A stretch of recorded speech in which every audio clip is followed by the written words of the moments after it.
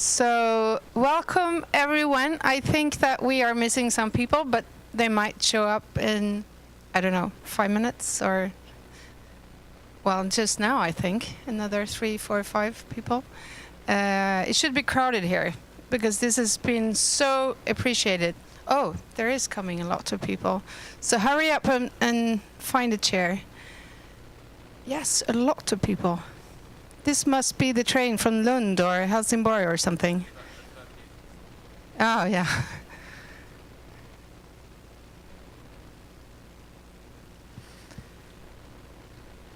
My name is Charlotta. I am the new CEO of Mink. Mink, which is the startup house on the other side of the street. The startup house of Malmö. I think you probably know about Mink-ish, or yes, definitely. Yes, definitely, that's good. At Mink we have lots of things going on.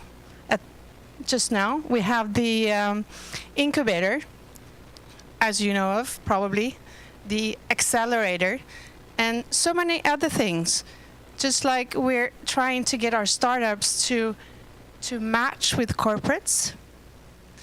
And this is something we've been doing, well, not just this year, but last time we did it, we invited Hampus to talk about blockchain. That was really, really appreciated, and that's why we're here today. We know that some more people want to know about blockchain. So do you know a lot about blockchain, or this is really, really new? So really, really new for you? Yeah, ish, for me too. Before we get started, I would like to thank our partners. We have SEB, we have Sony Mobile, we also have Ström Gulliksson, we have Malmö Startup. You're a part of that. I'm part of that. You're all part of that, probably.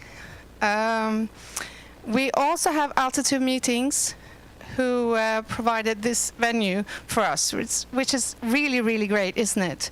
And they have like really nice coffee, I think. Molvenden is also one of our important partners today. If you are on Twitter, we have a hashtag for today. It's Mink Blockchain, and in the end, we will have some questions. Right? No, I don't. I think people will just get everything. But no, I think, exactly. or would you like to have some questions in the middle? No, let's do it afterwards. Yeah. So it's 1.5 hours. So we need to get started. But so the last 10 minutes, more or less. Let's see. Yeah. Let's see. Yeah. Yeah. Okay. So you know Hampus probably. He's not just a board member at Mink. He's a serial entrepreneur.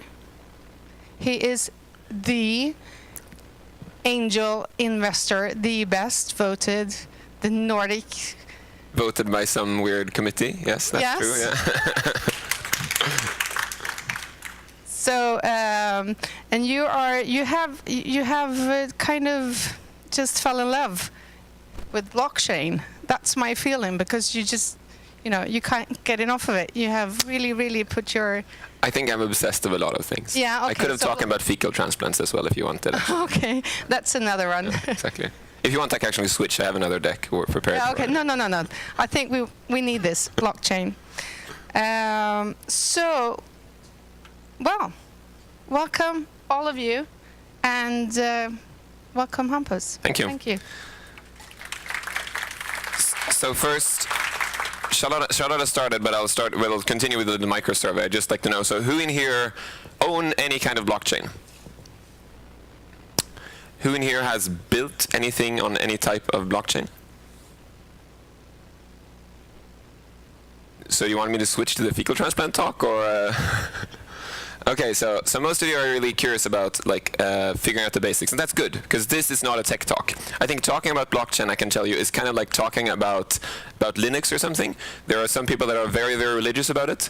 So every time I've ever opened my mouth about this, I've always been flamed by somebody. There's always like the 1% in the audience who's like, and you're like, yeah, I'm trying to make it accessible. Let's try. So yes, I will bastardize shitloads of stuff. If you really know stuff, then just like deep breathe when I say stuff which is like very, very half wrong. Okay, but a primer to get into blockchain, and as Charlotte said, like I like blockchain and I'm really curious about it, but I do like a lot of things. So I'll just take you through a quick primer of what are the things going on right now, and yeah, why is blockchain interesting? So the thing is, these are different magical buzzwords. Big data, super quick summary. It's just like so much data that it makes sense. That's kind of like the quick summary of big data. If somebody asks you, you can just always throw off that, and it kind of explains it. VR, AR, MR, that's just see in a new way, glasses, projector, whatever, just like a different way of presence. AI, machine learning, deep learning, self-learning algorithms, summary there. Synthetic biology, tinker with cells and DNA, also going to change shitloads of things. Quantum computing, crazy fast calculators. We don't really know what we need that for yet, but it's going to make a lot of things very, very, very weird. Neuralink and BCI, brain-computer interfaces. No more screen and keyboard. Your brain and the computer are connected. Maybe your brain and other people's brains will be connected. Let's see. Blockchain. What's a good one-liner on blockchain? So that's like the rest of this talk, because I couldn't write a one-liner. That's why you have this rest of the talk. So I hope that you'll be able to shape your own one-liner after this. And actually, the seriosity of this, it actually is kind of tricky to write a one-liner for blockchain. And one of the reasons is that I find it really fascinating when I interview people on blockchain that are really good about blockchain, when they talk about way back when. And when they say way back when, they mean 2014. And I think it's like seriously, in all, like, you know, they really say it, like, yeah, you know, way back when, blah blah blah, like, and I was like, what do you mean? Like, yeah, I'm in 2014. It's like, yeah, in the medieval. It's like, yeah, absolutely. So it's pretty new. I mean, Neuralink is really new too, but Neuralink has been a subject that's been thought about for a long time. And of course, like, hey, what about asteroid mining? There's shitloads of stuff. These are the things that are touching consumers. There are a lot of different corporate innovation and like very big enterprise stuff that's also happening, but I'm not gonna waste your brain cells with that at all. So, even, do you know who this is? Who knows who this is? So this is the latest blockchain star of the universe right now. There was somebody who said, yes, it's Björk, exactly. So Björk is launching a blockchain. She's actually not launching herself, it's a co-thing. It's, if I remember correctly, it's like music coin. I'll get back to that. My opinions about I think Björk is awesome, but I think this is not awesome. So the thing is, here's my little sketch. I'm very well brought up by my wife and people like Charlotte and other people in the audience. And my wife is the best combination of a nuclear reactor and a dictionary. So giving her a big structure of what I'm going to talk is making life a lot easier for anybody who's like works like people that complement me very well. This is my talk, and if I deviate from them, you can just shout, and I'll try to get back to this. Okay, got the structure? Ready, set, go? Okay, so blockchain. Yes. So the best way of starting about talking about blockchain, I think, is talking about Harry Potter. How many have you seen? How many have not seen, not read any of the Harry Potter books? Oh my God. We should talk Quidditch later. Okay, this worries me a lot. Okay, so you can just think Lord of the Rings or something simple, trivial, kind of magical world. But anyways, so let's say that I handed you out all a book. You get this book. It's from the Harry Potter universe or from other magical universe for you that didn't get Harry Potter. You get this book, and when I write in this book, like I put the ink in it, in all your books, the same text appears. And we have a couple of seconds for majority of the people in the audience to say, this is legit. And if a majority doesn't say what Hampus or Dan or Charlotte or somebody's writing is legit, then the ink won't dry. Okay? Get the premises? I write something, most people don't stand up and say, hey. So then suddenly it dries, and it's now in all of our books. Someone else writes, it's in all of our books. Okay? So we have this magical Harry Potter book together. That is essentially one of the fundamentals of blockchain. We have this thing where if somebody does something to it, first of all, everybody sees it, and secondly of all, it doesn't get stored unless majority is okay with it. which is the weirdest thing about a technology one can think about. And this has really weird implications. One of the things, it's really, really slow. And actually it has expenses, which I'll get into too. But this is interesting because you can use it for a lot of different things. So you have a circle group of people who are going to transfer money. Person number 2 shouts out to the group, right in the book, says, I want to give $10 to person number 9. Okay, nobody refutes it, so number 9 gets $10. And now everybody knows that number 2 gave number 9 $10. And one of the points of this is, of course, this can be used for a lot of different things, but one of the magical things about this is that it makes sure that the reason it waits for like people to say, oh, looks okay, this text looks good, is so that nobody can like double pay. Because if I only have $10 and I pay it to 2 people at the same time, then somebody's going to say, no, you don't actually have those funds. You can't do that, right? And one of the weird things about this is there's no middleman or middlewoman. There's nobody in the middle. That's sort of, there's nobody who owns the register of, like we all have a Harry Potter book, right? There's no central Harry Potter book. And this is what the blockchain people call decentralization. And I'll get back to what that means and what for weirdness. But you can think about the analogy of Word, Microsoft Word, and Google Docs. And this is one of those things I can tell you that the blockchain world hates the comparison of, because there are so many things that are not correct about this, but it's a pretty okay one, for this at least. So if I write a Word document, none of you will see it, right? I'm just sitting here writing my Word document. And if I write a Google Doc and you're invited to it, we can all write to it.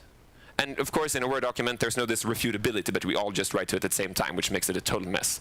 But anyways, but one of the interesting things about this is that if, let's say that I would, one of the differences here with blockchain and Google Docs is that the Google Docs is mine. Or if I create it, it's mine, right? So I can like revoke people from it. I can change it. I can set access. I can do a lot of things with it. Maybe in the future, I could say that people are not allowed to capitalize things in my Google Docs because like it's mine. That is not the case with blockchain. It is no longer mine. We all have a copy of this Harry Potter book, which makes it ultra weird, but also ultra useful for some things. So let's just quickly summarize some of the buzzwords, what that means. So we have, it's transparent, it's immutable, as the blockchain community says, which means it's permanent. I'm going to mention a quick thing, and it's decentralized, as it said, which is distributed. So transparent, I want to give $9 to person number 2. Yep. Everybody knows I did it. Everybody now has an Harry Potter book. Yep. Immutable, because every time we finish a page in the Harry Potter book, we fold it together, put it in an envelope, and like lick it, and it's like, it's there.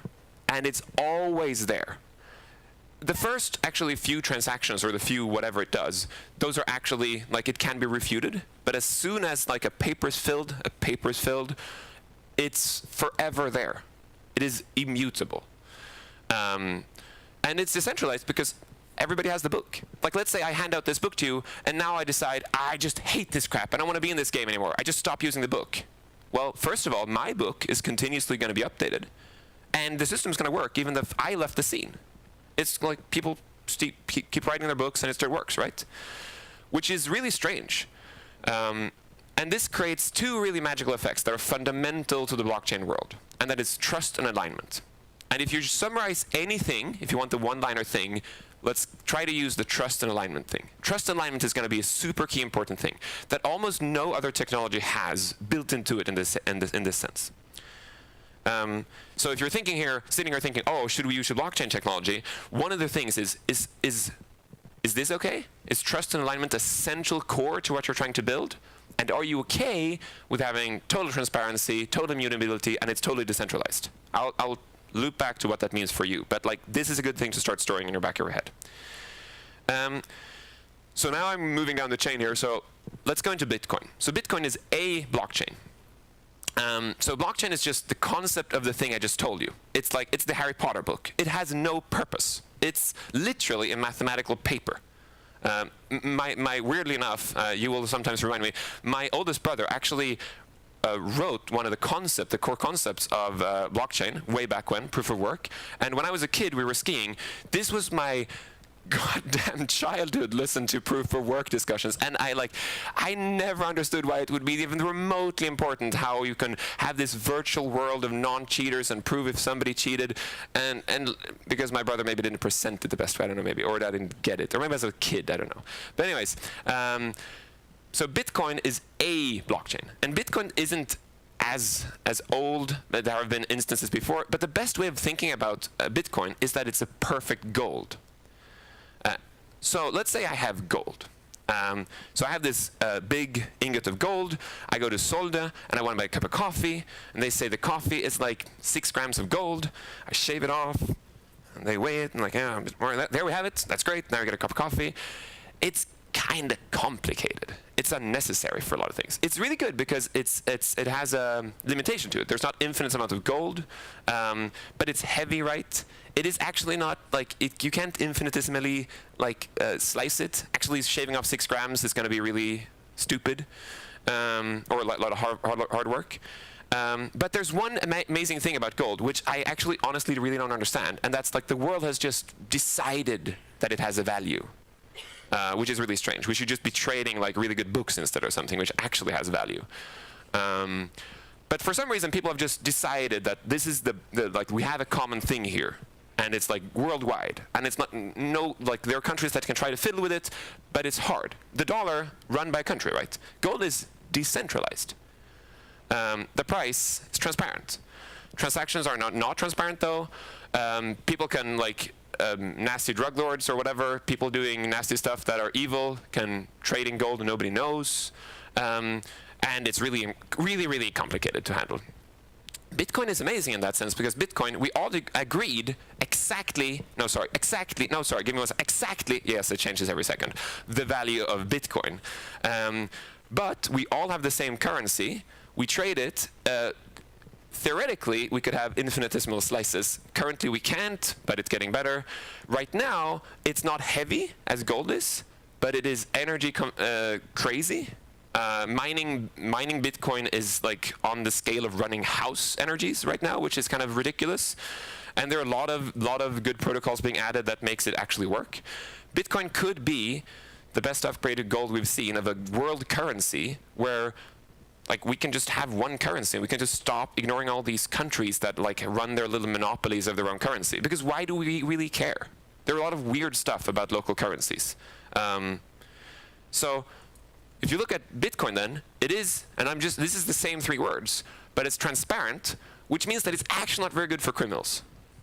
One of the main reasons I didn't buy Bitcoin 6 years ago, 5 years ago, whatever, 4 years ago maybe, you know, the dark ages, was because I had this core belief that it was really bad because there could be a lot of criminal behavior on it, which I didn't feel like I didn't want to, I didn't like the feeling of that. But and actually it is, back then it was easier because I have this unknown long number and I say, I am number 2, number blah, blah, blah, and I want to give money to number 9, and 9 is this long number. So way back then, it's so who's number 2 and who's number 9? Is this a drug lord? What's happening? The thing is now, this is like IP addresses. I mean, it's if you shout out your IP address of your home server, I'm not going to know that it's you, but I will find out in 10 seconds when I just IP config you, IF config you. So the thing is, it's completely transparent. Which is amazing for a currency. It's immutable, of course. It would be super weird if I run around and transfer money to people at the same time. I only have, everybody needs to make sure there's the transaction is permanent. It's just I can just take it back because I changed my mind. I gave you the gold. It's decentralized, which means the distributed, there's no middleman. It's like gold, but this time it's digital. So it's like Swish, but done right. Except that it's horrible to use, has no UI, really, and a lot of other things. But it's essentially the first bet we have of having a world currency, which is completely amazing. Because then suddenly we don't have to think about. I mean, think about it. If you're a contractor, I'll give you a couple of scenarios where gold or Bitcoin can be useful. So now you're a contractor. You're a big customer, pays you every 9 months. This amazing amount. You have decided how much money they're going to pay you. They're going to pay you $100,000. The thing is, you're paying all their salaries in krona. This is a kind of common scenario. This gives you so many risks. First of all, Like, what will how much is the dollar to the krona, which is horrible, of course, for you. And also, like, there's a lot of issues with like international transfers. You have to pay a bank to transfer this money, which is why. With Bitcoin, you could do it, except that it's fluctuating like crazy. So there are a lot of people building stable coins, ways of saying, I want 100 Bitcoin for this, and it's going to be this value, and it will be that value actually, which is a super cool thing people are building. Another thing which could be horrible is like if you're in Venezuela or you're in another country where you can't really trust the currency. Like you're a millionaire. Oh, sorry, a million is now what a coffee was costing. God damn. And you have no control of that because if you have a super corrupt government that you just decide if they want to change stuff. Whereas if you have a global currency, and what those countries do, of course, is they buy dollars, but it's actually not legal. Like in certain countries, you're not allowed to hold foreign currency to certain amounts. Hey, you suddenly have Bitcoin. You have this global currency that, hey, like I'm a world citizen. And I mean, the second you mention stuff like world citizens and no state, there's a little micro-libertarian waking up in a lot of people going and bring up a pitchfork and saying, and government. Well, there are good things with government too. Bitcoin doesn't handle pension systems very well, and Bitcoin doesn't handle like social care and stuff. But so there are other reasons to have governments. But not for monetary policies. That doesn't really actually have a big value. Also, one of the reasons people care a lot about Bitcoin is this. So this is the Bitcoin to dollar value. So this is November. This is 1 year ago. So this is 1 year. So this is November last year, and this is this. So it's very few things that look like this, which is not the hockey stick of a startup pitch. Most hockey stick startup pitches don't have these down periods, though. But yeah, so the thing about Bitcoin is that it went from the dark ages of people saying, who cares about this criminal currency, to a lot of people feeling, this might be a really good idea. And sadly what's happened to this, I would say, is when a curve looks like this, there's another group of people that flock in. Like the horrible financial speculation people. You also have lawyers, which are horrible for other reasons, but as they're their sponsors, I'm not going to say anything bad about them. But yes, so suddenly Bitcoin and cryptocurrencies and blockchain has the limelight of the world because of this curve. And also because of this, you suddenly have a lot of crazy speculation on it, which is crazy. You end up having the weirdest stuff.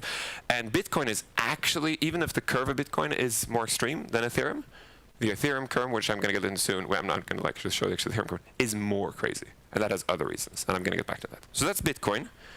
So we have this global world currency. We have this gold thingy-majingy, which is digitalized. Right now, it's super energy inefficient. Won't be in a while. It will have shitloads of financial speculation, which is actually really bad for global currency. It's really, really bad. That hopefully we'll figure out too. And I think that the funny thing is, like, when we look at, for example, AI, which I also have a big interest in, the thing is a lot of people refuse to have like self-driving cars. So, quick detour, sorry. Self-driving cars, cars can drive themselves. They have to be fucking perfect, right? They can't hit anybody in any way. And it's like we have to figure out exactly why it did this or that. Even if it drives 1,000 times better than everybody else on the planet, it has to be perfect, right? Why? Because, duh. And that is the problem when we invent new technology. We have these ridiculous requirements of it solving all the different problems at once. And this is the thing about Bitcoin. Bitcoin solves a lot of different problems, but of course it's not flawless. And it's very, very young, so of course it's still developing really quickly. But I really believe that Bitcoin is going to solve a lot of our really stupid things about currency today.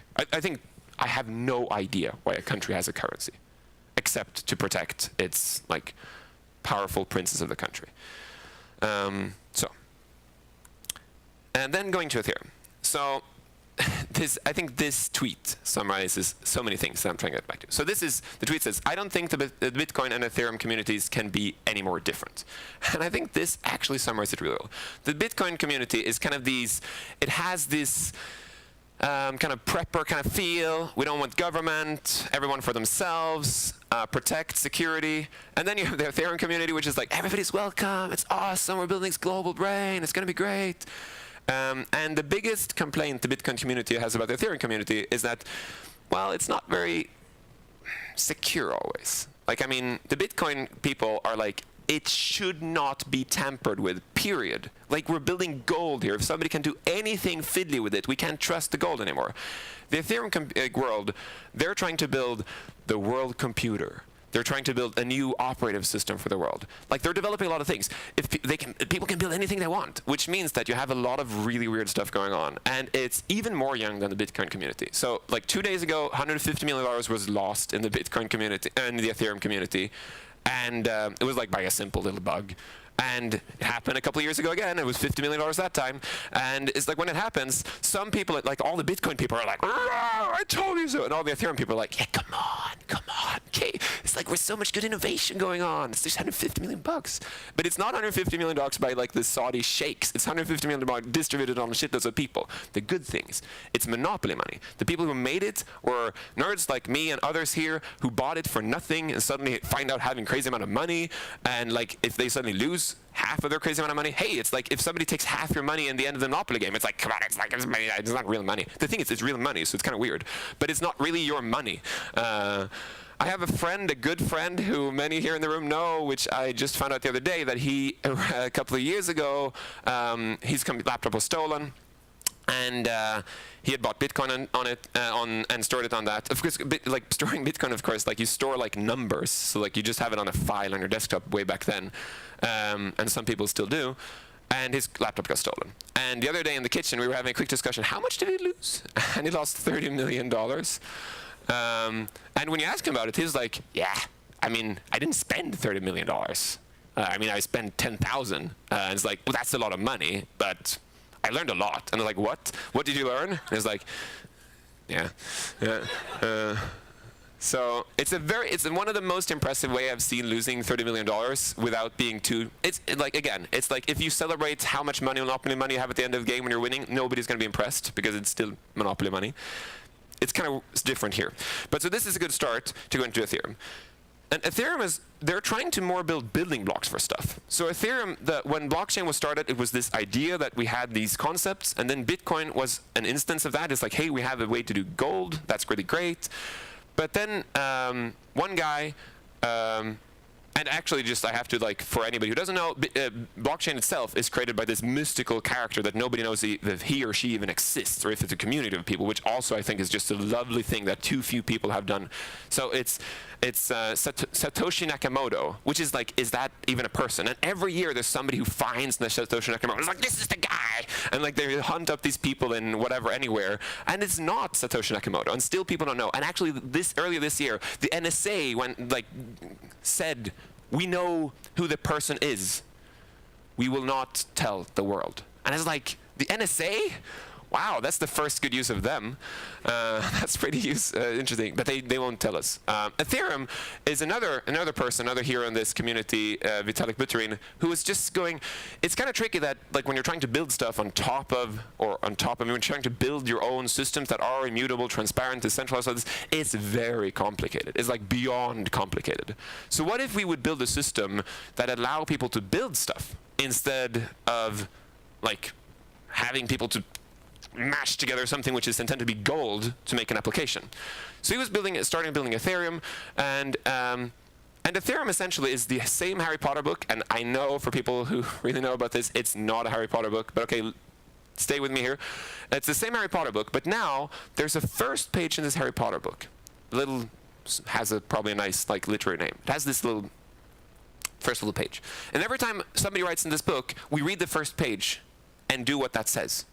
So I'm going to say, I want to give $5 to David. And then everybody's like, okay, still okay. And then I read the first page. Every time somebody gives an amount more than $5, then 10% of the remainder of the $5 in this amount is supposed to be set in this decentralized account that's candidate for universal basic income for people who don't do transactions, la la la la la. Sure. Like, it's not that I can say, okay, or it happens. It just technically happens. When I say, okay, it just happened. And that first page, it can say anything. It can say, anytime, like, anybody can store a file. We have this paper system in here that I can write something on a paper, I can give it to somebody and they have their paper. And I can just shout out, like what's the every second letter of this paper? What's that? And like the person who has it can shout it back, and I'm like, oh, they still have the paper. And every time they shout back that, they're giving like a little micro reward for me because I want them to store this paper. That could be an Ethereum product. Because the thing is, that's not Ethereum by itself. Ethereum is Tinker Toys. You build decentralized applications on top of it. So Ethereum by itself, it's like TCP/IP. It's like SMTP. It's nothing and everything. Every single email you get thanks to somebody back in the 1960s who spent their free time building stuff that all of us use. Which is crazy to think about. We're standing on shoulders of giants of so many people. Like Linus Torvalds, the person who built Linux, had a daytime job to afford to build what runs most of the internet backend. Like, nobody paid the guy, which is crazy. Like, of course you have to be crazy. And the thing with Ethereum is that then suddenly we now have a mechanism that could say, so I want to build this thing. I want to build this thing where, whatever, I want to build this global currency for the poor. I want to build this insurance system. I want to build whatever. So now I instantiate, I take Ethereum and I like make my own little protocol on top of that. I make a Tinker Toy. And when I do that, I say, I'm going to sell off 10% of all the coins before it's even useful. Like, I'm thinking about building a I'm thinking about building the insurance coin, or the Björk coin, the music coin. I'm thinking about building music coin, and to fund myself, I'd like to sell off 10% of the coins. I have created 1,000 coins. I want to sell off 100 coins. I would like to sell them off for $1,000 each, because in the future, these coins are going to be valuable. And people buy these coins. They're literally nothing. It's a piece of, not like a piece of literal paper, it's a PDF that says what I'm going to do with it. And people say, either they say, we like the guy, it's going to work out, or they think, the idea of the insurance thingamajiggy, that's going to be really valuable. I want to be part of that. So you end up buying 10% of my coins. And so suddenly I have how much money that made, and now I can finance myself building this coin. So building this future insurance system, which for me is an amazing thing. Because we had all of these things we've built together that had to be government funded or had to be made by people who, had a day job to do it. And think about how many amazing things that could have been built in the 60s and 70s by these researchers and wonderful, crazy people who just couldn't fund themselves, who just didn't do it. They didn't get a job at DARPA. They didn't get a job at Xerox PARC or whatever. So they never got to do it. Now we can. The second somebody can raise money for stuff like music coin and things, we get other issues. I'm going to get back to that on the ICO part. So, some of the keywords for this: it's transparent, nothing new here. It's immutable, which means that when it's done, can't change it. It's decentralized, and it's a lot faster than Bitcoin, because Bitcoin has the problem that if you want to do anything fast, it doesn't really work, and it's very energy consuming. The way that Ethereum is built is that it's a lot faster. I'm going to get back to what that means. No, sorry, I'm getting back to now, it's not confuse you. It means that you can build the world computer. And what I mean by that is I can actually hand out Harry Potter books to everybody, and we can do this thing, and somebody else can just have another Harry Potter book and just hand it out. It's okay. It's actually easy to do stuff. I can just shout out, I'm doing this, and it just happens immediately. With Bitcoin, if suddenly the world just decided to, let's go to Bitcoin, it wouldn't really work. Because if I go to Starbucks, I wouldn't go to Starbucks. But if I would go to Starbucks, if I go to Solde and say, hey, I want to give you 29 krona for my coffee, they're gonna be like, yeah, let's just wait for this transaction. And today, when you put in your card and it says uploading transactions and stuff and verifying and writing random text to you, and you're like, well, what does this do? It just sends money. It's even worse. This would be waiting for somebody to say it's okay. And you're like, this somebody is sadly not even somebody. It's 1,000 people around the world's computer who's now going to say, yep, that's look fine. So it's ridiculously slow. With Ethereum, it's a lot faster. So suddenly you can do stuff which computers can do. You can actually have insurances and what's. And then the other thing is that this has this virtual machine. What I mean by virtual machine, it's the Tinker Toys thing. It's not built for a purpose.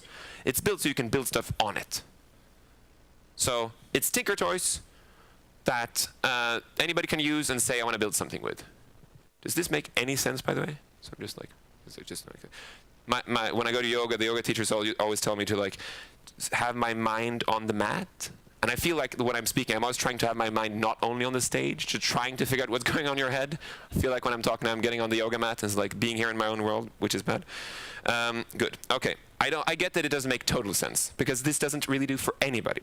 Like, I mean, for like even the people who are the most savvy people on this, I mean, they can say stuff, whoa, last week this happened. You ask them, oh, what does that mean? And they say, I don't know. Yet. So the thing is, these are the different dApps, so different things that people have made with it. So here are different things that people today, and there's a URL there if you want it, different things. And this is like 1 week, 2 weeks old. So there's probably like 20 more. And the thing is, there are 1,000 more non-legit, crappy, crazy ideas that doesn't even compute, that it's, and literally doesn't even compute either. But these are the ones that are somebody, this guy, said it's kind of legit. There's probably a lot of things missing. And again, this is kind of like anybody who were part of like the Linux world. This is the same thing. Somebody hates this picture. Somebody's like, you forgot one version.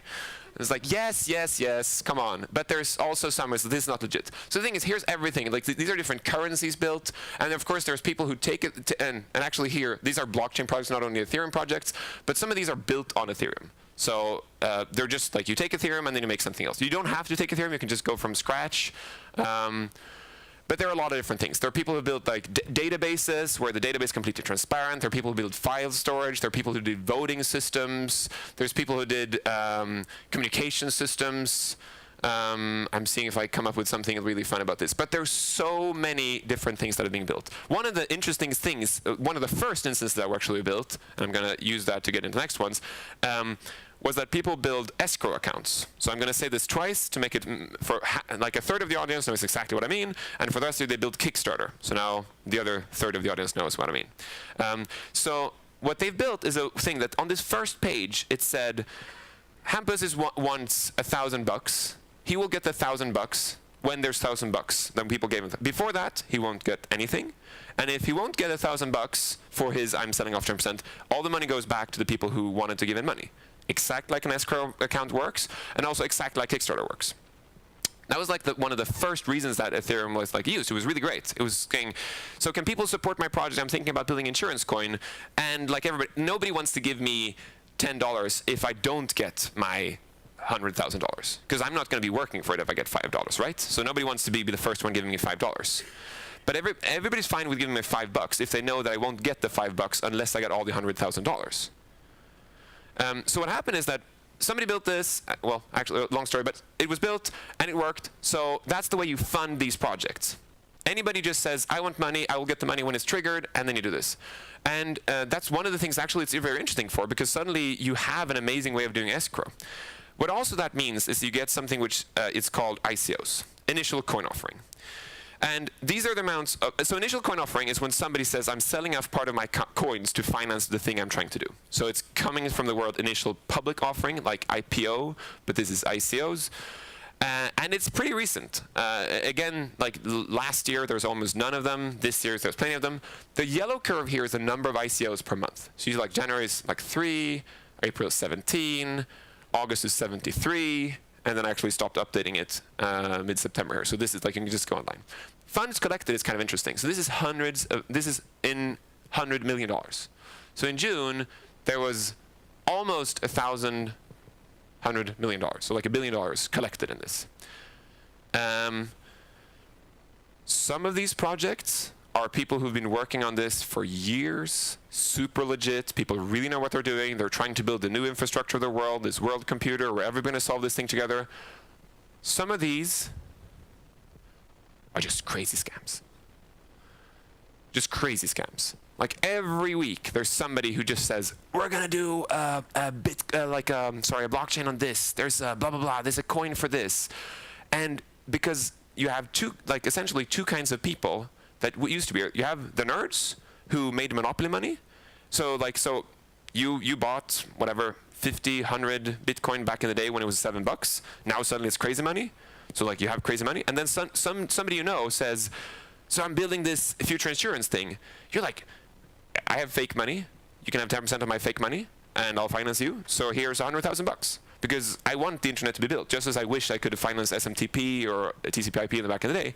And of course, there are other people who are like, I only made 5 times my money on Bitcoin. This, I could probably make 100 times. So I'm going to give him or her 10,000 bucks, and this is going to be great. And then you have the third kind of people, which are the classical financial people, who are like, yeah, I don't have a game in this, I never made money in this, but this is smart, I can just buy it and sell it. Because one of the things about this, the ICOs, is that they're immediately, or almost immediately always liquid, which means if I buy it today, the second this ICO, the second the Kickstarter, the second the escrow account goes through, and I get the coin, I can immediately trade it. The problem of that is that you have a lot of people who buy it and then sell it the day after. You know, kind of like iPhone 8s on eBay or whatever, or anything like that. But this to a degree which is crazy.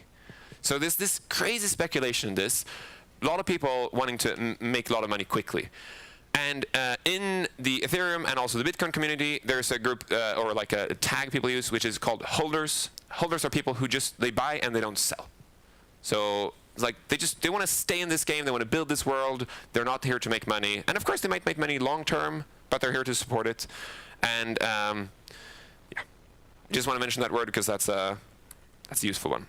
Regulations. Of course, when this happens, a lot of countries of the world are suddenly saying, what would happen if people buy and sell these? Should this be taxable? So the US SEC, this is like 3 months old, pretty much said, this sounds like a security. Like this sounds like people are kind of making money. And one of the amazing things actually about the world and this, and you can be against, again, like if you're in the Bitcoin community, you hate that countries are meddling with this because what the fuck, what's a country? It's a made up idea. Like it's the national border and suddenly some people say this country.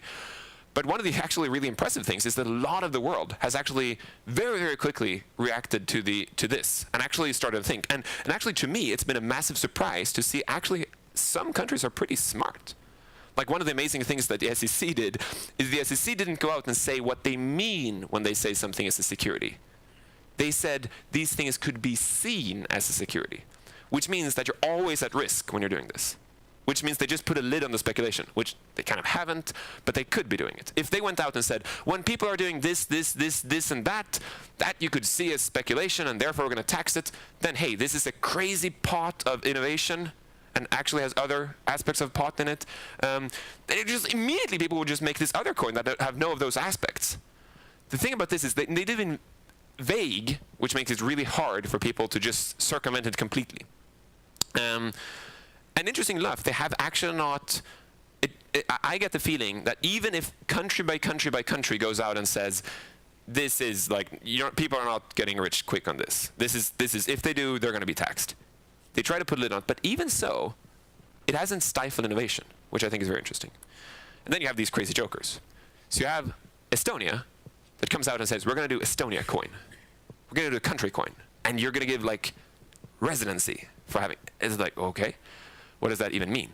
And then you have Switzerland, who's like, hey, we're super crypto friendly. Just move all your crypto companies here. And we're not going to tax you. Come on. Move.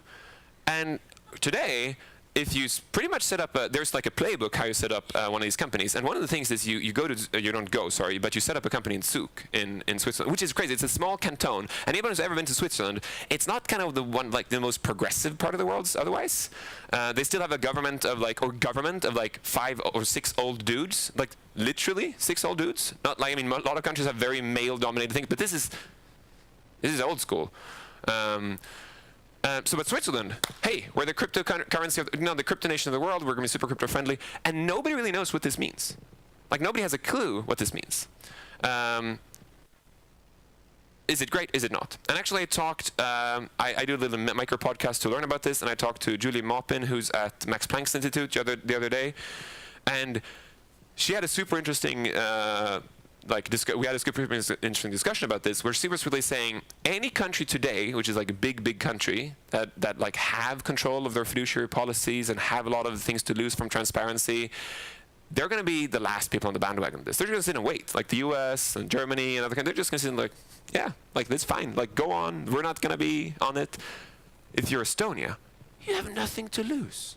You're like, yeah, what if every single person in the world becomes an Estonian resident? Yeah, we're just going to figure it out, right? It's okay. Like right now, that's not the biggest problem we're having. So I think these people lead the way. And then you have interesting things like you have, for example, Dubai, and Singapore. And in Dubai and Singapore, there's been this massive problem with real estate because there haven't been like a good little ledger. You wish that when you bought and sold land or houses, that somebody wrote in a book who owned it. And the thing is, like, if you're Swedish, you can hate the guts out of this system because, like, you go like, yeah, okay, I want to build this shed, and it's like, yeah, go to this central place inside a city, ask somebody, ask for a time. They'll bring you up like the drawings of your house, which are like 400 years old, and you're hoping to see that nobody dotted the ground so you can build this shed. If they did, no shed. Somebody 400 years ago said no shed. I'm like, okay, that's great. The thing, if you go to countries like Saudi Arabia, some of the former Yugoslavian countries. If you go like, who owns this house? People are like, I don't know. Okay, so I'll just annex it then. No, because it's kind of mine. You can see the problems here. So what if there was a ledger where you could write who owned what house and who sold what house, which wasn't like run by this super corrupt government that you don't trust, which was like kind of transparent, and it was not easily fiddled with, like permanent. So like if I sold a house, I bought a house, it's kind of mine. So that would be nice. And again, I don't want to trust the government. Sounds to me kind of like a blockchain, right? So that's what some countries are doing now. They're creating these really smart ledgers for land owning, which sounds very logical. So yeah, regulations. Some countries pro, some countries con. The more digitalized country, the more a country has control of what they're doing, the later they're going to be on this game, and the more they have nothing to lose, they're going to be super early on this. So why should we care? This actually is a good link for anybody who just want to read everything about it. It's a Medium blog post where somebody just summarized all the great links. But if you want to, sorry, I've listened to this talk now for like multiple hours. It's 3:00 p.m. Sorry, I missed your lunch. But why is this good? So you can build this world computer. What if we all like had a little micro part of internet that we controlled? And if somebody's trying to say, we want this or that with internet, hey, internet is run by me and everyone else. It is kind of crazy. There's no middlemen or middlewomen. Suddenly you can have some things, this is really bad, but actually most things you realize we don't like those middle people. It's perfect data in a sense, because everything's out there. So if you would like to figure out, like, let's say that we put the energy grid on a blockchain, so every single energy consumption, every single energy production is now public and it's seen and everything. Suddenly it would be possible for somebody to build stuff that actually predict energy outages, what machines use whatever. It's like digitalized to the next degree. We have aligned interests, which is amazing. Think about if you go up to an Uber car, you drive an Uber, the Uber driver gets some money, it doesn't cost that much for you, but the money doesn't all go to an American company that you might not like. It goes to the Uber driver. There's this amazing, wonderful Austrian guy who talked at the conference a couple of years ago who had a concept he wanted to talk about, which is self-owning cars. Not only self-driving, but self-owning cars. What if you had a car that it owns itself, and it drives people around, and as it makes, you pay it with Bitcoin, you get into the car, you say what you want with your app, you get where you want, you pay, you get out. And when the car needs fixing, it fixes it. Like, it doesn't fix itself, but it pays somebody to fix it. When it needs gas, it pays for gas. When it's rich enough, it pays somebody to build another car for it. So suddenly it has an army of cars. So suddenly we have this self-owning car fleet that owns itself. And we have a very aligned interest. It needs us. It wants it needs its flesh things to drive around to make Bitcoin. Because the other cars won't be interested in riding in it. They might figure out other things. Maybe it can transport things for corporations. Maybe it can end up transporting things for other computers. Maybe it's going to be trading with like other non-digital entities, like immortals, AIs. So like this AI would like to have transported cobalt to this place to build a battery. So it pays one of these cars, and the cars gets them there. So suddenly you're going to have like immortals trading with immortals. Yeah, I don't know. I talked to a self-owning forest the other day. Terra Zero. What if forests owned themselves? What if forests said what they wanted? And they didn't say it. They bought land, they figured stuff out, they decided what to cut and what not to cut, what to sell off. And one of their fears there was that the forest would be super short term. It would just be like, hey, let's make a lot of money. And one of the fears they had is like forests are natural enemies with lakes. So what if forests would just kill lakes? So they want to instantiate and have lakes drawn themselves. And one of the things they thought about is that should they then create like a super thing on top of it to actually try to balance this, or should it just like let it work itself out?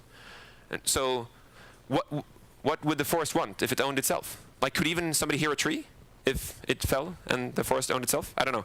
It's kind of creepy. And then we have, of course, crowdfunded innovation.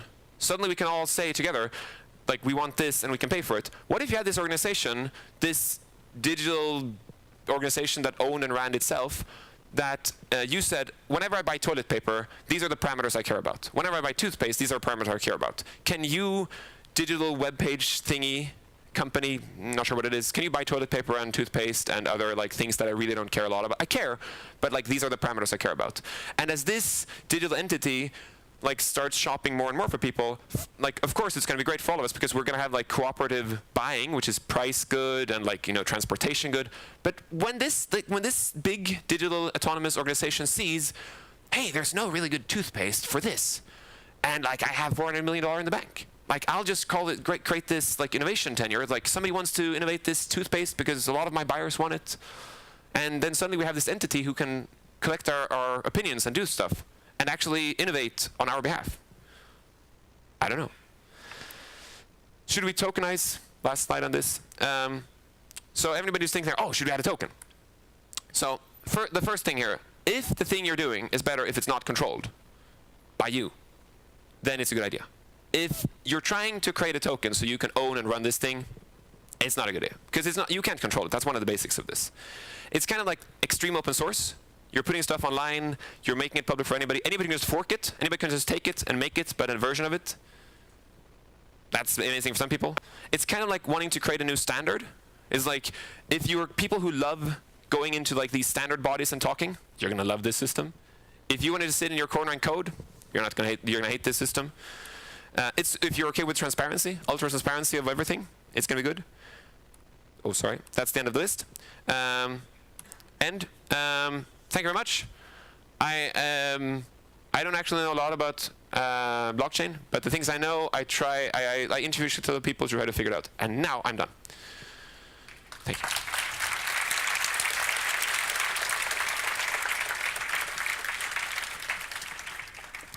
Questions, rebuttals, angry letters.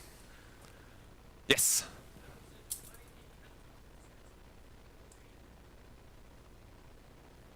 Zug, exactly, Z-U-G. So Zug has said that they're super liberal about cryptocurrencies. So they have no tax. So, and actually they try to be super, it's like if Sweden said, oh, if people trade in like coffee has no VAT in Sweden, because it's super important for the economy. Then like Sweden would be just flourishing, of course, but right now we're not. But Zug has said that about cryptocurrencies. They're like, yeah, it's fine. If you're a Zug entity and run cryptocurrencies, it's okay. We're not gonna like check your books on this, or like there are no tax. They're trying to be super crypto friendly. Yeah. Yeah. So the banks, and it's interesting. Like some of the banks are super pro this. Like some of the banks are really wanting to do this because they have, of course, massive costs of running like fiduciary money, like money backed by states. The thing about banks, though, is that banks are kind of like the Germanys and the US of the world. The bigger bank you are, yeah, you kind of make a lot of money from people like trading cross borders and stuff today. So all of the banks, all the big banks are brewing on this. Like every single one have people looking at it and thinking about what to do. But right now there's no, I think there are probably some banks, but there's no bank that have been actually really doing it all the way. Like if you want to store your cryptocurrency somewhere, right now there's no classical bank that does it. There are all these like nouveau bank that do it, which for so many of us would not call a bank. But also one of the things about that is, what is a bank? Yeah, exactly. A bank is the middle, but also banks do a lot of weird stuff. Banks do lots of things, and we just put them in the same thing. And I think there are a lot of those things that could probably split up. Like if you want to store money, you would store there. If you want to lend money, you would do it there. If you want to borrow money, you would do it there. If you want to sometimes even insure stuff, you would do it there. Why is this one entity? I mean, and then there's mass amounts of disruption happening to the banks, just like peer lending, for example, which is happening completely outside the banks, which has nothing to do with the cryptocurrency world. The thing about that is that, let's say that I create this peer lending organization that people can peer lend and pay each other money. Now I have the Google spreadsheet. And like, I'm not even showing you the Google spreadsheet. You're just saying, oh, I lended $5 to Roger and it's 3% interest. I'm like, I'm typing it here. And if I suddenly turn around and it's like, hey, it's actually 6% interest, Roger. Roger's like, what the fuck? It's like, yeah, you said so. What? I didn't. They're like, yeah, you did. Whereas if it would be transparent, it would be like, hey, no, it isn't. Like, we see it. So there are really good reasons to not centralize banks. Some parts of what banks do.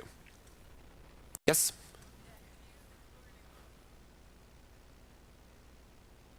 Yeah. Yeah, there's so much, I mean, there's so much happening on people wanting to innovate in a lot of things. I actually haven't spent a lot of time reading up on the coin. It is, there are a couple of different like music industry coins happening. One of the amazing things you can do, so there are a couple of really interesting things you can do. One is, of course, funding. I think that's a category by itself. The other category which is interesting is provenance and supply chain. So like, what if you could have, again, perfect data? What if you can figure out where stuff goes from? And some people in the music industry find that super important, of course. Because if you made a song, where is it played? Like, who's using it? And so on and so forth. And this is not like a little tag. It's actually like in it. But the other thing of doing it is, of course, funding musicians. So there's massive amount happening. One of the more interesting things I think actually happening here is actually supply chain management, which is like one of the sexiest things in the world. But it's crazy to think about how today, like if you build something, all the materials transported to build that thing being transported, everybody involved, it's like we have a DHL, like or whatever we have, to actually like, you know, check where it is for like one link in that system. And when you're saying, where's this column from? It's somebody says, swear to God, cross my heart, it's from there. And you're like, okay, I trust you. So one of the good things there is like, where is it from? Like really, really from. So there's super interesting things. And there are massive amounts of money made in that system by people with massive wealth who today own the data or can speculate on the data, which we are paying. We're paying for the uncertainties in the supply chain system. I think in the music world, it's a similar problem, but I think it's another problem. But yeah. I'm sorry I didn't answer your question. If you search for Björk and crypto or blockchain, you're going to find it right away. You're going to know more than I do in 2 minutes on that. I still know more on fecal transplants. Yes.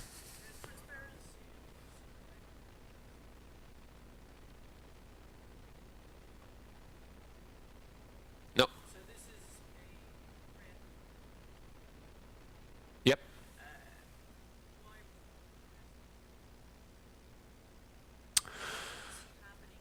Exactly. So yeah, exactly. So the interesting thing also is like the classical capitalism, what they think about cryptocurrencies. So you have a couple of different camps. I mean, and I think that if you would ask any capitalist, they would all say, we're pro.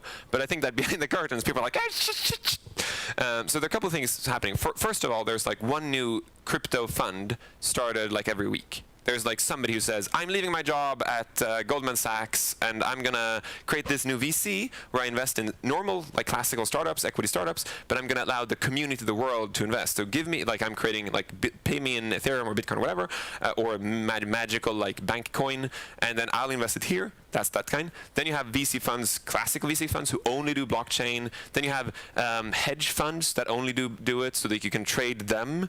And then you have people who are ultra liquid and they create index funds of only blockchains. So there's just mass amounts of innovation in this area.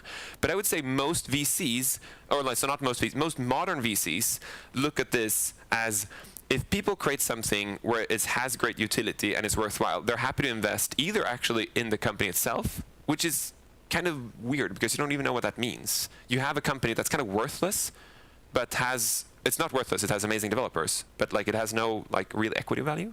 But it governs and tries to figure out this amazing coin, which is owned by a foundation, which is not them.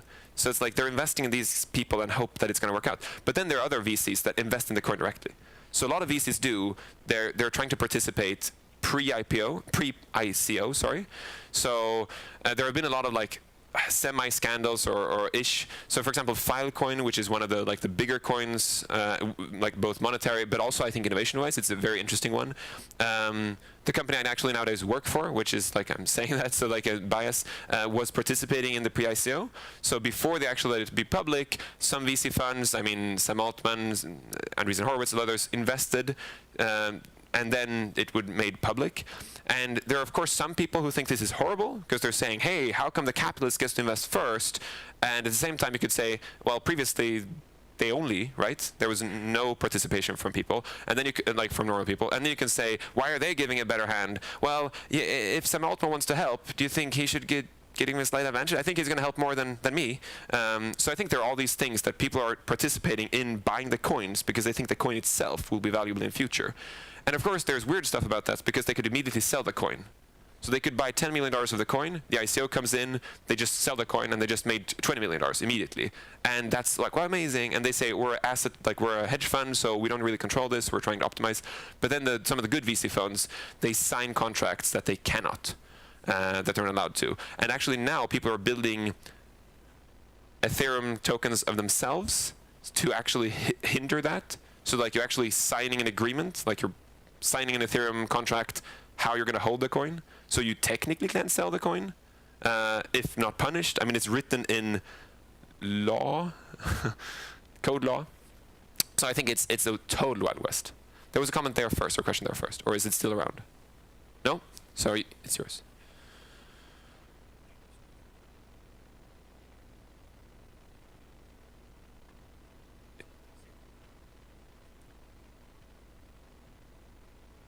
Yep.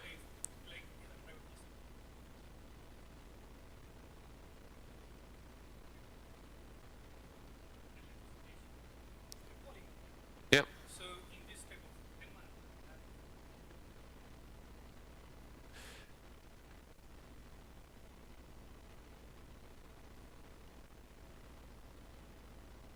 No, exactly. So I think that if you even remove the government part, the question being oh, so how does it work? Because you have this digital democracy when people are voting. I would say that we're already in that democracy right now. It's just I mean, if we look at democracy way back when, I think that we've become a more and more direct democracy for every decade that's gone. And I think I'm not super pro direct democratization, honestly. Because I think that most people really don't give a shit. And if they see a Facebook ad of a kid being shot, they're going to vote for the person who's hindering that. They don't know what that is. They're just oh, this is bad, I'm going to vote. And also, a lot of people don't even care. So I think it's, in one way, I think that we're going to get to this really weird world where the more liquidity, not financial liquidity, but more movement you can do, the more freedom you can do, the less borders you can do, not national borders necessarily, the more you can have these super weird behaviors where just something happens super quickly and people are oh, that was a bad idea. We shouldn't have this big fluffy-haired guy running the country. Oh, shoot, we shouldn't have posted on 4chan. And it's kind of too late. The good thing, I think, about a pure digital democracy is that maybe just change it the day after. Because maybe they're not even electing, these kind of flesh bots. Maybe you're voting for an algorithm. So maybe you're saying, so I'm voting for this immortal, and then when it changes, you're that was a bad idea, vote for this immortal. The problem with that is, of course, if we think quarter hysteria on the stock exchange is a bad idea, whoa, this is going to be crazy. You're going to have hey, I'm the algorithm being voted, I'm going to do this. And it's oh, I don't like that. Okay, long-termness, no good idea. So I think I have no idea. I am short-term optimistic, I'm long-term crazy dystopic about the world. I think someone else is going to have a question. Question? Otherwise, just your name. Yes, sorry. Yep.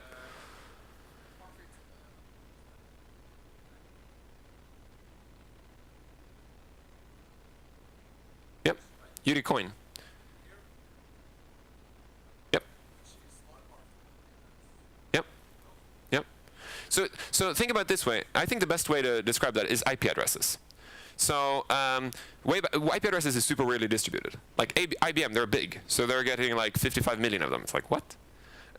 So if let's say we create IP addresses today again, and everybody says, I want this address. It's like a vanity URL. Sorry, not even better. It's even a domain, of course. I want this domain. You have the domain. It's yours. So now you have this domain that is yours and it's unique. And what's the purpose of it if you don't have a web page? None. You can sell the domain later. Or maybe you want to have a web page. I don't know. So it's kind of the same with ICOs. It's like, I want one of those thingies. Here's one of those thingies. I want another one. Yeah, sure. And I want to have 10,000 of those here. What are you going to use them from? I don't know. Maybe people want them in the future. Like, I have these. I mean, I have friends who made crazy money on buying domains. They're like, oh, like I had cats.com. I don't actually know the person who had cats.com. But like, if you had cats.com, that was a great idea.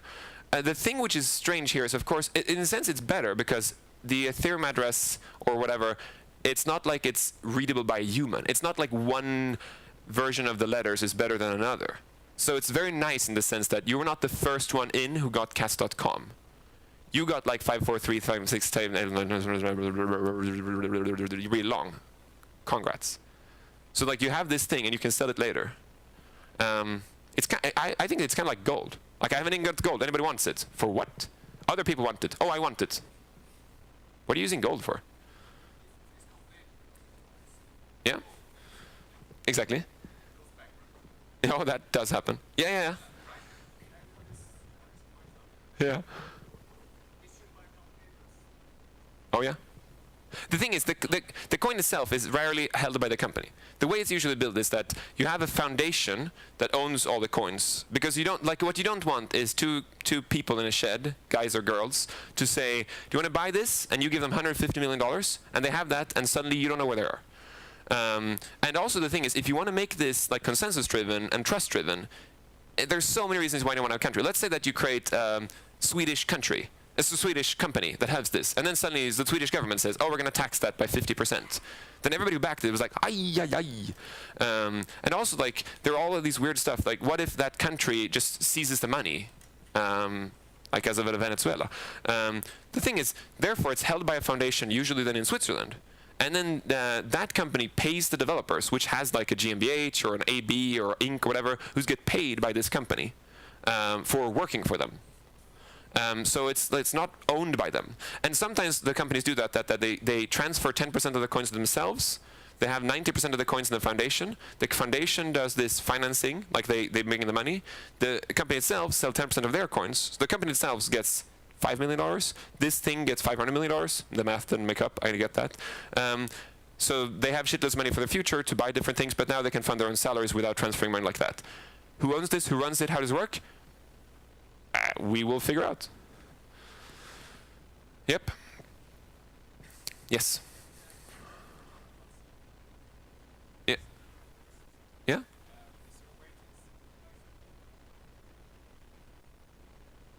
Yeah.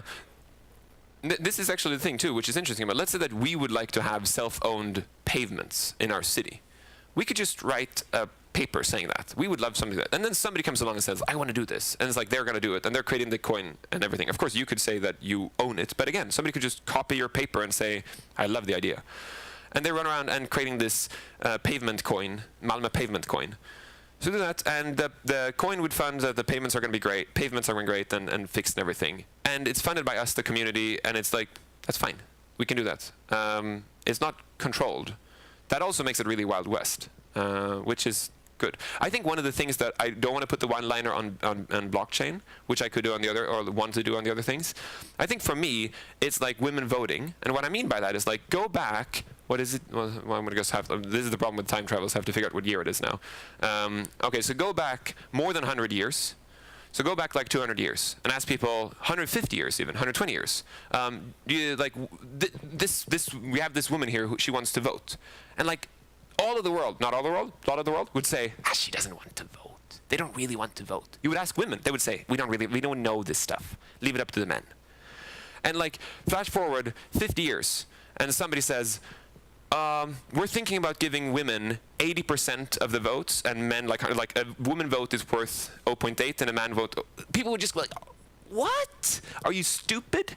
So the thing is, the innovation that happened, the culture innovation of saying women should vote, is like completely disrupted. It's completely unpredictable. It's before it was such a stupid idea. Afterwards, you double the amount of people, and even slightly less, 49%. So like you almost double the amount of people in the world who now vote. What does that even mean? Like, can they vote? Are they? Apparently. So the thing is, we're going to flash forward in the future and say, so why don't we allow robots to vote? Today, it's like, what the heck? Should my toaster vote? I think in 100 years, we're like, why wouldn't that thing vote? I know it's not born by a human, but why wouldn't it vote? And the thing is, that's the thing with blockchains. It's like before, It's like, it's owned by everybody, but nobody owns the coins. It's like, I don't understand. It doesn't want anything of this. Why would a forest want to own itself? And then you have flash forward 50 years, and it's like, hey, think about back in the day when forests didn't own themselves. Like, we owned forests. Like, who are we to sell the forest what they're going to do? That's just crazy. They should own themselves. They should vote, for God's sake. Vote for, vote for Bukskogen. Bukskogen for president. Yes?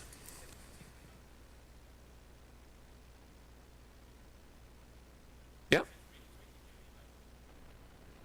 So how easy it is to do something on blockchain? I would say trivial or impossible. And it's on that scale. So I would say, if you want to create a coin of your own, if you want to create, if you want to create Malmö coin, it's like a day. You follow a guide. You're like, you have a Malmö coin. Fine. You're going to run into crazy amount of legislation issues, which are not like technical issues, but like, okay, now I'm going to launch this. Is this going to be taxed? How it's going to run? Who owns it? And all of this like cultural legislation stuff, which you can like ask people about. If you want to build an application that's like, hey, we're file storing on the internet. The thing about this is like, as a programmer, there's so much around building something, which is not only the code. I mean, you have like the environment you're building it, the test environment, blah, blah, blah, everything else. In the blockchain world, it's like there's innovation daily. And when I say that, I don't mean like the JavaScript people say there's innovation daily. Because like on the JavaScript, like the JavaScript innovation world looks like dinosaur evolution. And these are like the, the squirrels just like mutating. It's like on nuclear steroids. If you go to a guide and like, okay, I'm going to start doing this. You're like, this is how the screenshot's going to look. And you're like, yeah, you install it. And it's like, probably install the wrong thing, right? And it'll go to the next thing, do this. And it's like, type that. Oh, that's deprecated. You're like, what? This is like, how old is this? 9 days? This is impossible. It can't be changed in 9 days. So the thing is, all the guides are like obsolete so quickly because people are innovating like crazy. And the reason is because every week people find stuff which is like, oh, facepalm. People can steal, or not even steal, they can by mistake block $150 million. Oh, we got to fix this. The problem is all of you have the Harry Potter book.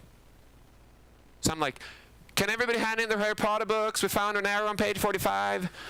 It's like, sorry, too late. This is not Kindle, man. It's like they got the Harry Potter books. So the thing today is like, now you do what's called forking.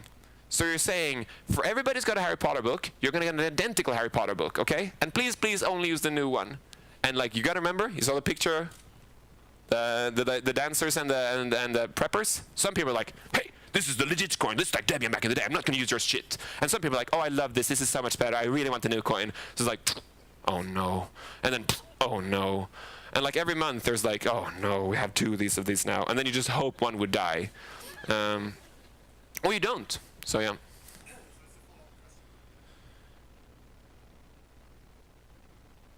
Yeah. Yeah. Yeah. No, it's a very good question, actually. So I think that... Oh, sorry. So I think that the thing about this is, like, if you look at the blockchain community, I mean, number of startups, crazy. I mean, crazy. Like, people are just like, we are doing hairdressers, we are doing hair coin. You're like, so what is this? So we share the value of hair? Like, I'm not really following. You ask 2 questions, and they're like, what? I meet companies every week who are like saying stuff, and I'm just like, oh, okay, a lot of developers in your organization. No. 2 Goldman Sachs guys, we know everything about this. Yeah, I think it's gonna be hard. So there's this crazy amount of innovation in it. The thing with this is, like, I think the difference between some of these is that the threshold for doing something in the blockchain world is like nil. Like, you go to a web page, you start, and you have it. The threshold for Neuralink, the threshold for synthetic biology, quantum computing, is like, yeah, I'm just gonna build this lab, this little cryo lab where I can do my quantum computing stuff. It's like, yeah. The thing about this is, the craziest thing about this is that, like, you meet companies that tick multiple of these boxes, and they don't even do it for buzzword's sake. I mean, I looked at a company the other day that I was thinking about talking to that was combining quantum physics, synthetic biology, and deep learning. And the best slide they had, where they had a Venn diagram of these 3 things, And I was like, okay, that's and it's super legit company. And the best part of it was like in the interlink between synthetic biology and deep learning, they were like, this super flawed, we know it, right? And I was like, oh, that sounds pretty smart. And like quantum physics and synthetic biology, yeah, all these companies doing that. I was like, what quantum physics? This is super flawed. And then the third one, in the middle, that's us. I was like, what does that even mean? So the thing about this is like one of the crazy things is that you have blockchains that run these decentralized organizations, DAOs, that are run by AIs. So suddenly you have these self-owning cars and self-owning forests. There might not be any mortals in it. There might be only immortals, no flesh bots. It's like what I don't know what that means. They should definitely vote. Yes. Yeah. Oh yeah. When do we reach mass adoption? Like really no idea. I mean, honestly, I think this could be. I mean, this. It's not today. I mean, it can be any time within the coming 20 years, and of course not any time. I can put a block on like 5 years. I think 5 and 20 years. The thing about that is that what does mass adoption mean? I think one of the things here is that right now. Like, I think all of you guys are running SMTP. I think you're getting emails. Like, some of you haven't answered my email, but I think you got it anyway. So are we using SMTP? Yes. Do we know it? No. TCP/IP? Yep. Definitely used it. Do we know it? Nope. And so on and so forth. So I think there's mass amounts of the world that might be running on blockchain that we don't even care about. Today, I think that we should, one of the things I think we should think, one of the amazing things about these buzzwords, these terms, is that it makes us reflect on what we have now. Like thinking about why robots should vote or immortals should vote, it's a great question about thinking about why we should vote. And I think one of the amazing things about blockchains is that you look at the Bitcoin or something, it's like, this is just crazy, this is like, you know, nobody's actually controlling it. And you're like, okay, so how does money actually work? And the first thing you do is like, it's money is called fiat currency. You're like, fiat? I don't want a fiat car. And you're like, no, fiat as in Latin. You're like, what the heck just happened? And you're like, no, one of the reasons you believe in money is because a country said it's legit. And you're like, what? Yeah, a country. It used to be so that the country had to have that kind of money, and now they kind of stopped. What? Yeah, a country just prints money. And you trust them? Yeah, we all do. What is this thing we're giving each other that we just trust each other on? Who says it's okay? Oh, the country. Yeah, what happened with big banks and bailing them out? Like, I mean, trust in this system feels very weird. And like all of my money, all of my house, all of my everything is in this weird fiat, which means trust. And heck, these are the people I don't trust. So I think one of the great things about these things is it makes us reflect on who we are. And what we're, like the stories we're telling ourselves now that we're fine with. We're just fine with the way voting works. We're fine with the way banking works. We're fine with the way money works. And we don't even think about how crazy it is. Like when we think about self-owning cars, we're just like, that's a crazy idea. The car should be owned by a corporation? Why? Why actually? It's just super strange. Some of the awesome things happening in AI and like especially people actually building like physical robots is that if I take a toaster and just bash it with a bat, nobody's gonna cry. Like, yes, I know, like some people, I want a toast, but that's about the people are gonna cry. If I take something that really looks like a human, like a very well done android, and I insult it to its face, some people are like, hey, what did you just say to that robot? If I smash it, like, I can't even look at it. What? What happened between the toaster and this? So I think one of the amazing things about these technologies is they're amazing mirrors looking back at ourselves. When people, like when Microsoft launched Faye, this Twitter bot that chatted people, which was a bot not run by a human, very quickly it just deteriorated and became super racist. And people are like, it's racist. Why do you think it's racist? This thing has no intelligence of its own. It has machine learning, which means that the point of machine learning, it's like a 5-year-old kid. Or like if you go around the house saying, fuck, it's gonna take 3 minutes, then until their kids goes, back. And you're like, no, don't say that. It's like, god damn, I shouldn't have said that. And machine learning is the same. If we go out the internet and shouting like nasty stuff, the bot is gonna be like, hey, that's cool. I'm gonna shout those kind of things. It's like, back. And you're like, don't say that. You're a nice bot. Why does it say it? Because we're assholes. So some of the amazing things about this, when we're saying this is super nasty, it's because we're super nasty. Like when we're saying it's impersonal, it's because we are impersonal. When we're saying it's capitalistic, because we are capitalistic. So I think one of the amazing things about these, it's really is amazing mirror on us, looking at ourselves and saying, God, we got to do better than this. Like if we, we can't, if we do innovation, we can't have to require it to be 1,000 times better than us, because we're pretty shit. Like if we have a car, like the Dunning-Kruger, how many here drive better than me? All of you, right? And like if you take the world population, how many here have better grades than me? All of you. Very quickly it becomes impossible. Because like all of you can't have better, like everybody can't have better than everyone else. Dunning-Kruger effect. Everybody thinks they're better at everything. Why do people don't want self-driving cars with like homeopathic risk of hitting people? Because they're a better driver. Yeah, but not everybody is a better driver. So it's ridiculous. The thing is, we think we're so great. So we're just putting these requirements on all these immortal things because we're so good. I don't think that's true. I think we're crap, and this is the best way we can update ourselves. That's about it. Thank you very much.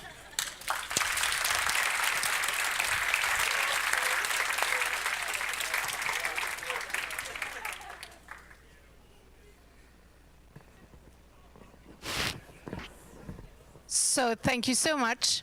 I think it's obvious that you're not crap. And I think it's also quite obvious that passion leads to knowledge. In this case, I know that you also have some knowledge and passion within coffee. You talked about coffee before, but we know you even better. We know that you like tea. And we know that you love tea and some special kinds of teas. And this is one of your favorites. But what you don't have is the very, very old. This is vintage. It's not like 2 years old. It's 20 years old. Wow. So this is for you as a big thank you. Thank you very much. And an applaud. Thank you all for coming.